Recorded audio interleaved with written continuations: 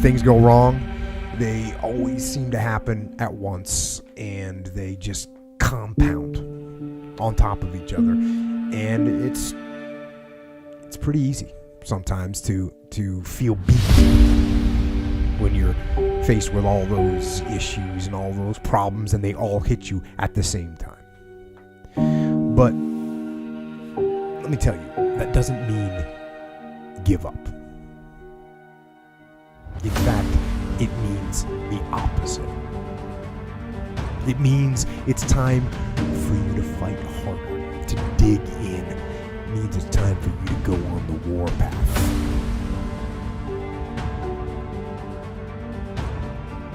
We have a factory, a nice governor in our brain, and it's a survival mechanism. It protects us from pain and suffering. The second we feel that shit, our mind says, oh no, this isn't fun. We should back off. We should sit down, find something more comfortable. And there's something about the mind. The mind has the tactical advantage over you at all times. At all times of your life, the mind has a tactical advantage over you. Why is that? It knows what you're afraid of. It knows your insecurities. It knows your deep, dark lies. And it starts to push you away from that shit. It pushes you in a direction that is comfortable. The mind controls everything. So what I realized was that when I was growing up and I was 300 pounds and I got all fat and I got all insecure, I realized that my mind kept taking me in this direction. When things got uncomfortable for me, when I was facing my insecurities, I was facing my fears, my mind said, oh no, we have the tactical advantage. We need to get you, separate you from this feeling over your life. It's all about feelings. We want the happy feeling. We don't want that feeling of this sucks. Why am I here? And you don't have any, so you can't answer those questions, so you leave. I started realizing that if in that moment you can answer those fucked up questions and you are now in charge of your brain versus your brain ruling you, that's where all that stuff comes from. So the 40% rule is all of that. You get to 40%, your brain says, we're done. Let's roll, man. This is starting to get painful. This is uncomfortable. So you sit down. You have to figure out ways, and everybody's different. That's how the book kind of talks about, like we all have these things about, 5 steps to this and 4 steps to this. It's a lot more than that. That's all bullshit. It's a practice that you have to, it's a habit. So if you know that at 40%, I'm feeling pain. At 40% I'm feeling pain. That's where the 40% rule kicks in. Now it starts. Okay, I'm feeling pain.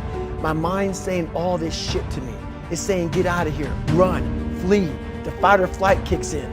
Okay, we're done, we're not good enough. It starts telling you all these things. You start to believe it because the mind controls all.